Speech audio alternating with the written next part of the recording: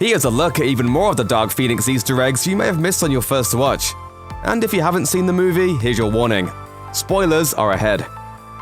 Considering that the X-Men First Class film already used the Hellfire Club as antagonists, the filmmakers didn't have a whole lot of options when it came to adapting the Dark Phoenix storyline just as it appeared in the comics, especially since the barely coded sexual undertones of the club in the comics wouldn't exactly make the group a good fit for a PG-13 film. Despite that, they still managed to sneak in a quick reference to the original Chris Claremont and John Byrne comics with one of Magneto's lieutenants. One is a guy who throws his hair braids around as whips and, shockingly, doesn't seem to be any one of the hundreds of X-Men characters featured in the comics. The other is a telepathic mutant named Selene, although she's only called that the moment she's knocked out of the train at the end of the film.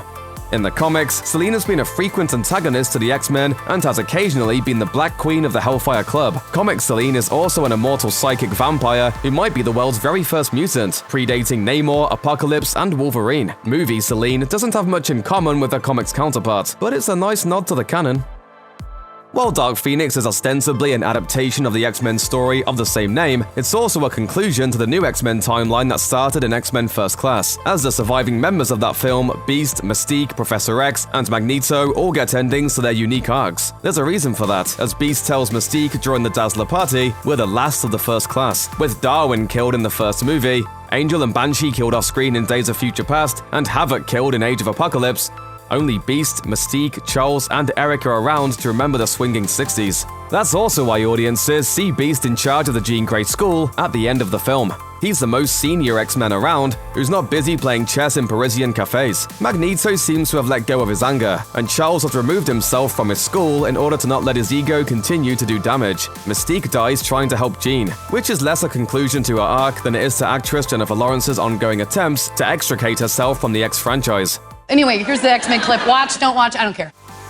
While Michael Fassbender's Magneto has come a long way from 2011's X-Men First Class, he hasn't forgotten the past. He might be leading the island nation of Genosha and acting as a father figure to a sanctuary of mutants. But Magneto's got his own lockbox of secrets, just like Jean. In Eric's case, that lockbox contains his telepathy-proof helmet and a newspaper clipping that references his standoff against the X-Men on the White House lawn in X-Men Days of Future Past. Both objects aren't exactly points of pride for the former mutant terrorist. The helmet was previously worn by the Nazi scientist who killed Eric's mother, and the clipping references the time Magneto was almost killed by his ex-lover Mystique. That's some heavy baggage to keep around the house. With Dark Phoenix looking to be the end of the X-Men franchise as we know it, there are plenty of glances back to the past before we head off into that wild, unknown future. And by the way, the women are always saving the men around here. You might want to think about changing the name to X-Women.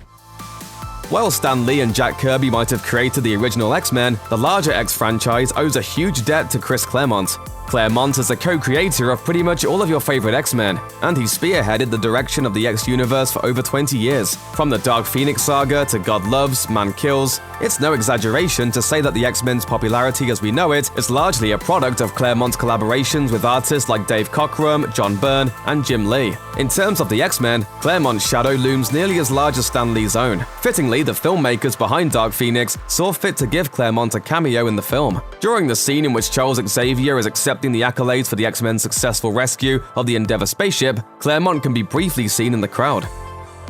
While the X-Men movie universe has gone through 2 timeline shifts and multiple actor recastings, some things like Eric and Charles' never-ending chess game never change. By the end of Dark Phoenix, everyone has moved on. Beast is running the school, Jean Grey's become an immortal flame bird creature in the sky, and Charles is hanging out in Paris. Eric arrives and badgers him into playing a game of chess as the movie ends. It's a fitting end to a long and twisting franchise. While the films had many endings, Charles and Eric's ongoing chess game remained a major motif. It's a nice way to nod to the fact that although the franchise will be ending as the X-Men gets absorbed into Disney and the MCU, some things will continue on. I feel a great swell of pity for the poor soul who comes to that school looking for trouble.